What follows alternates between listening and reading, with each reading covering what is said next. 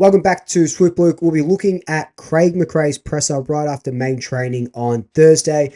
I watched it from training. Didn't hear anything he was saying because, it's not mic'd and stuff like that and people were talking and stuff like that, but that's okay. We're going to watch it together, so I haven't seen it yet. And I guess we'll just jump straight into it. This should be an interesting one. It'll be about Bo. There'll probably be some stuff about Bowie, about the system, so let's get into it.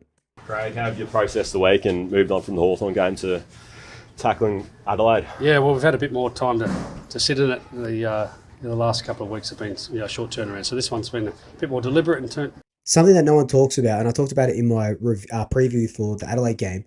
3 games in 11 days. I haven't heard one media journo talk about that yet, so that's why Fly says that they're going to sit in it a little bit, or they've got a little longer to sit in it. deeper dive in a couple of things that we think we can really fix quickly and keep the energy high. There's a lot to be excited for and grateful for, and the sun's out and we're ready to go. Anything different you've done this week from previous weeks to try and get the boys up? Probably had a bit more learning opportunities. There's no short turnarounds. There's less. So I think there was a couple of reviews done, like internal sort of reviews, where they sit down and go, "What the hell is going on?"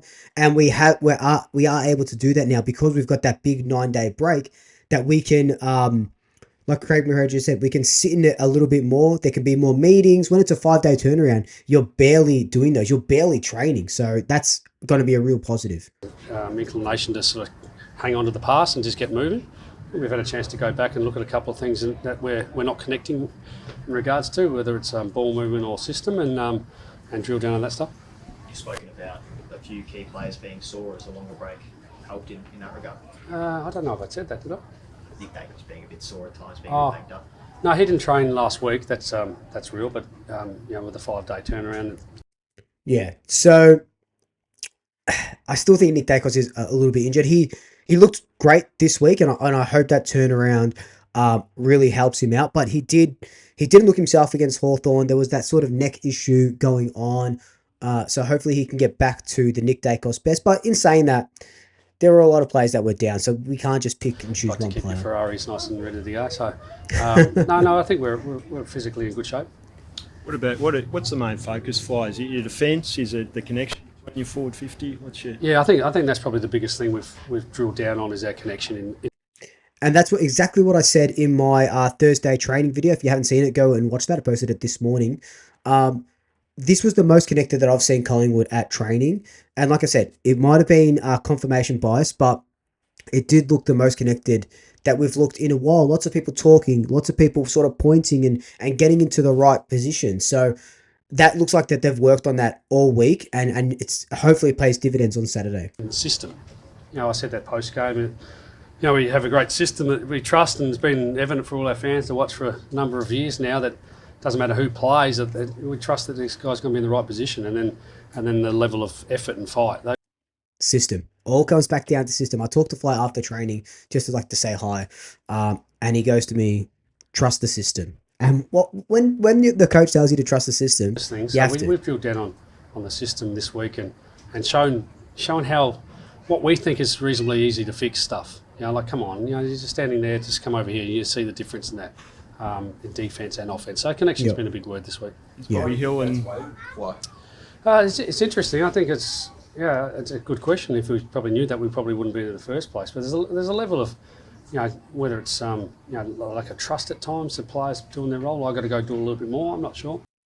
That's the big thing. That's something that I've noticed as well. And Darcy Moore is a perfect example. Like lack of trust in not only not even your role, lack of trust in someone else's role. We were so good at trusting each other. But now, I don't trust XYZ to spoil the ball here. I've got to go and do that work. Or I don't trust him to kick the goal. I've got to go into this spot and call for the ball. I don't trust him to kick the ball inside 50 properly. I've got to call. So where we're lacking trust, and that comes back down to connection, that comes back down to system. So it looks like we've been working on that. But we've drilled down, and we come back to what we know. We've got a lot of experience in our team. Keeping it simple. And, we just, and levels of trust that you're going to do the job.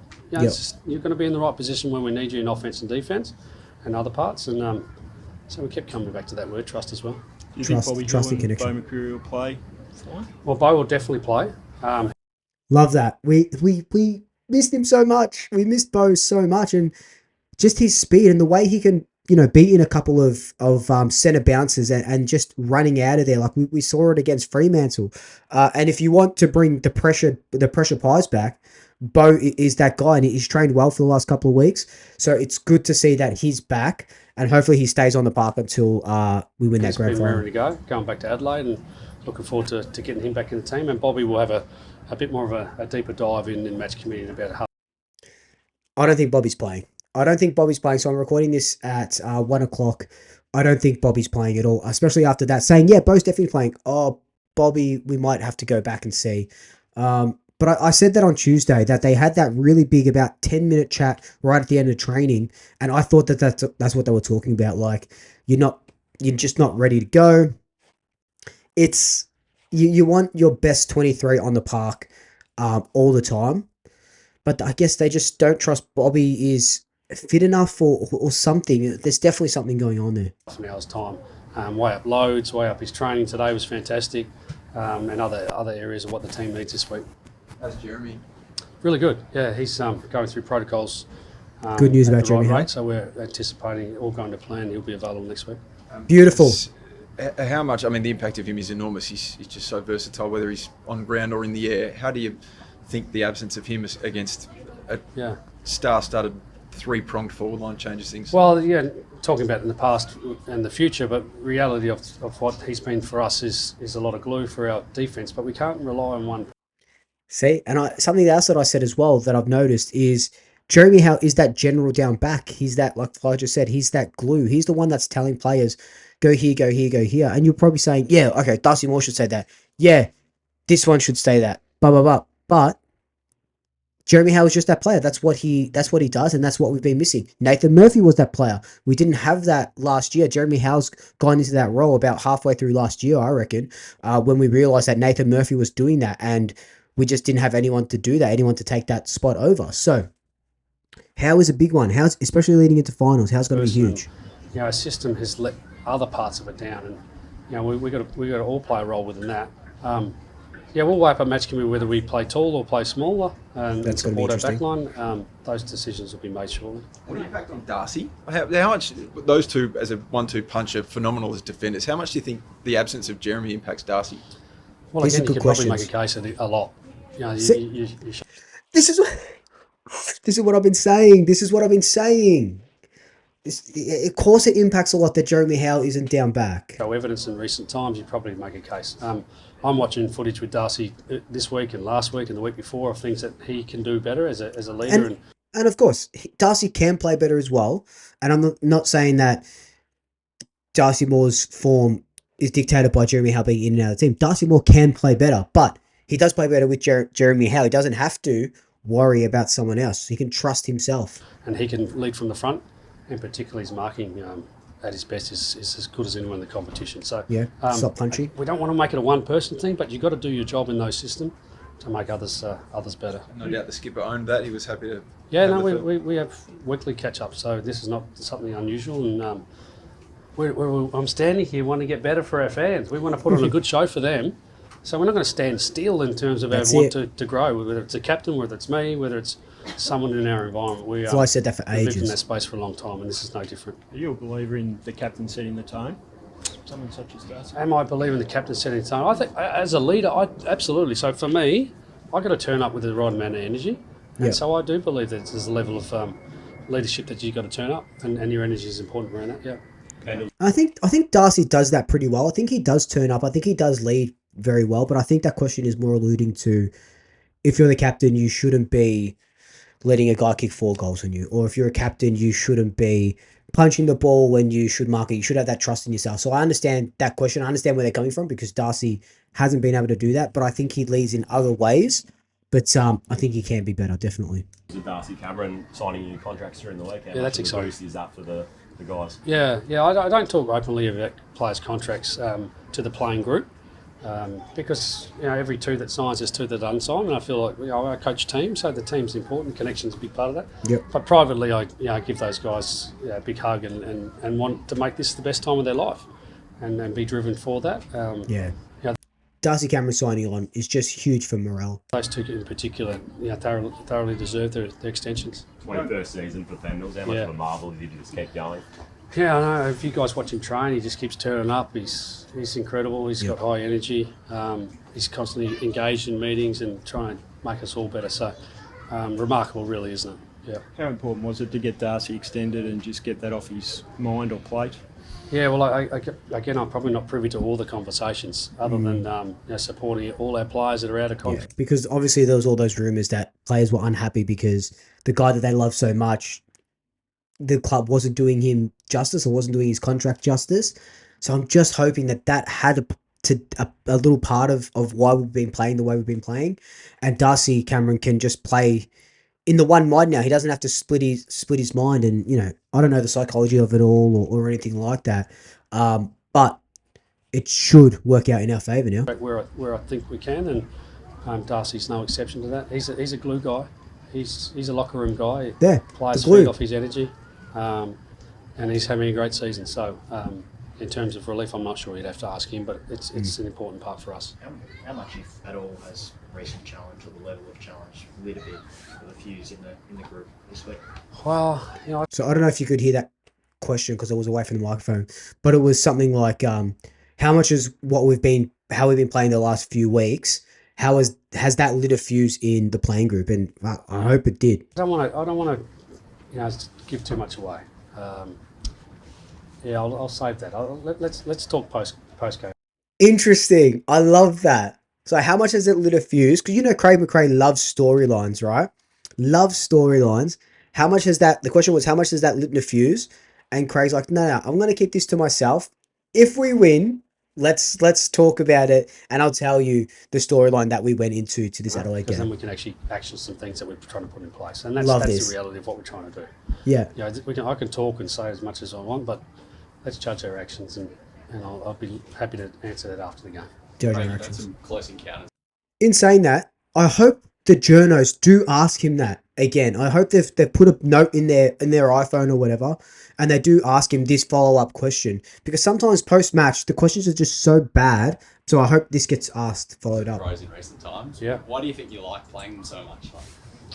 Um, Why do you think you guys perform so well against them? I don't know. I'm a South Australian. I love beating the old mob. That's fun. No, I don't know. We match up really well. We've had some great encounters over there. We love playing Adelaide Oval. The record stacks up over there. No, I'm expecting no different.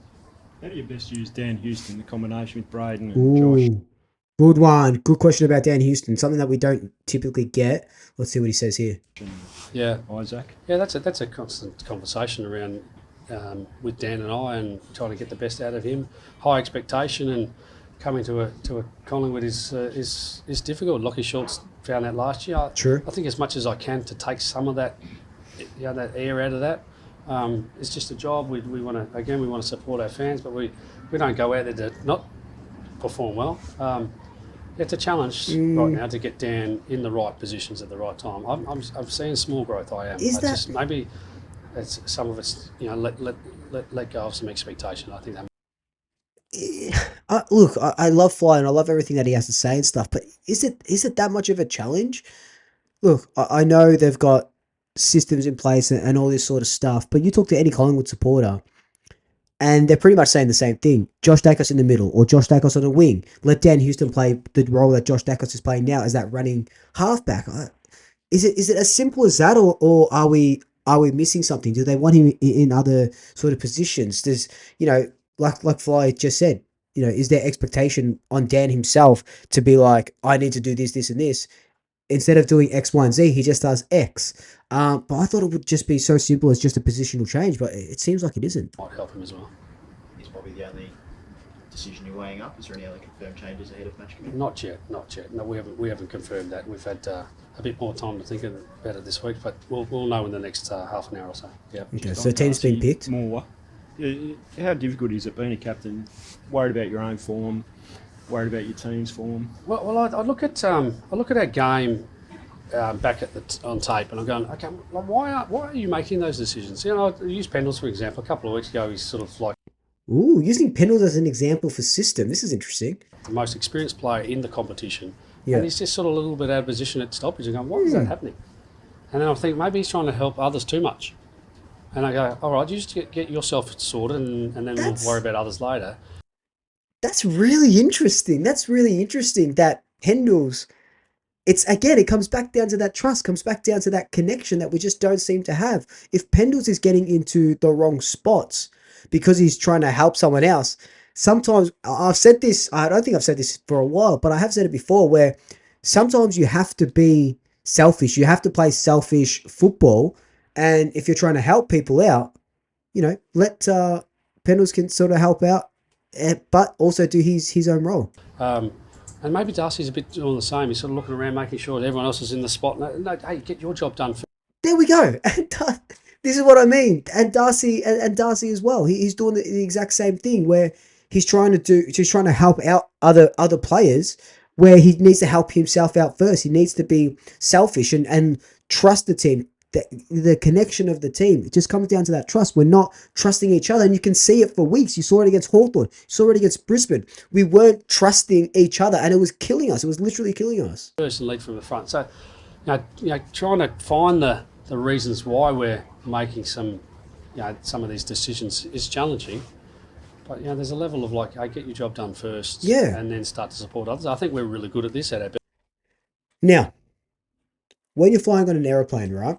And they're going through, the training at the start or whatever it may be, they always tell you, if you're traveling with kids, put your oxygen mask on first before you put on their oxygen mask. You can only help them if you help yourself first. And that's what I talk about being selfish. I don't mean, you see 10 chocolates on a plate and you take them all, right? That's greedy. That's not selfish. That's greedy. So with selfishness in this case of football, you help yourself. You get into your position, and then you can help out everyone else. If you're helping everyone else out, you're already out of position. So I love that from Flo. Best. So we're looking to get back to our best. And that's it. I really liked that presser. Wasn't as angry as his post-match presser, but there was a couple of really good tidbits in there, especially that little help thing at the end. But also just that trust piece, that connection piece that we have absolutely been missing for so long. So I expect a really, really, really big response next week. Oh, sorry, this Saturday against the Adelaide Crows. Let me know your thoughts down below. What did you like from this presser? What are your thoughts on the whole Bobby and Bo ins and outs and all that sort of stuff? Let me know down below. But until then, like, comment, subscribe, tell your family, tell your friends, tell your pets, and until next time, double checkers. I'll swoop you later.